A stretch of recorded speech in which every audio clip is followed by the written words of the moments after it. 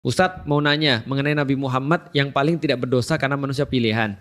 Bukan yang paling tidak berdosa, yang tidak berdosa. Karena manusia pilihan. Di kepala saya, ini lu ya?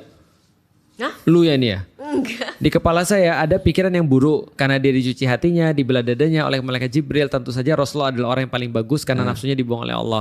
Jadi gimana ya jelasinnya biar saya tuh nggak mikir gitu, karena jatuhnya ada rasa sepele itu.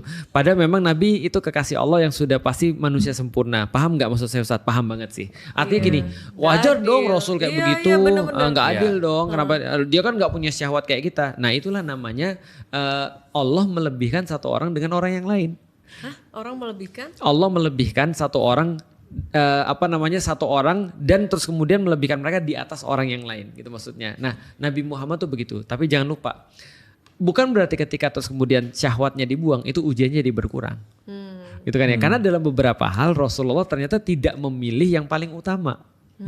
Walaupun tidak berkonsekuensi dosa ya. Jadi kan dosa itu kan adalah sesuatu yang bersifat maksiat tuh. Kalau salah itu belum tentu dosa. Contoh, akar pangkat 25 berapa?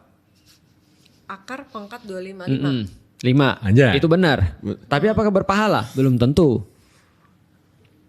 Kok bisa? Benar kan belum tentu berpahala. Oh iya. Kalau lu jawab 7, salah kan? Salah. Apakah dosa? Enggak. Tidak, salah belum tentu dosa. Rasul pernah berbuat sesuatu yang tidak tepat. Tapi tidak dosa. Contoh. Rasul lagi rapat kayak gini nih, lagi ngobrol sama orang-orang yang menjadi orang penting waktu itu di Arab. Tiba-tiba ada orang datang, orang buta, salah satu jamaahnya Rasul. Dan dia terus bilang, ya Rasul aku mau nanya. Rasul bilang, halah orang lagi sibuk juga. Ya kira-kira gitulah kalau aku ya. Dan mukanya masem. Bukan ketawa-ketawa kayak mukanya masem. Aduh merepotin lagi. Kira-kira gitulah. Langsung ditegur sama Allah, itu gak bisa. Kamu adalah nabi, kamu gak bisa standarnya adalah standar biasa. Lu standarnya paling tinggi nih.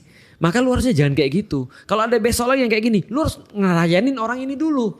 Karena kenapa? Dia udah beriman, sementara orang-orang ini belum tentu beriman pada kamu.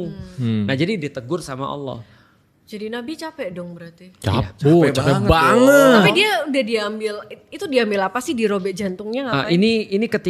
Ini ketika dia Isra Mi'raj. Di awal juga ketika beliau masih kecil, beliau pernah terus kemudian diambil jantungnya, dicuci dengan air zam-zam, terus kemudian dikembalikan lagi.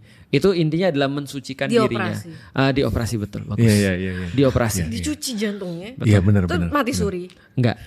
Kan yang operasi adalah malaikat. Malaikat yang operasi. Malaikat operasi keluar. Jadi memang ini nggak masuk apa? akal. Buat ngapain? Nah, untuk menandakan bahwasanya untuk bisa melakukan sesuatu hal yang mulia, lu harus suci. Kenapa itulah ketika orang sebelum sholat ya wudu.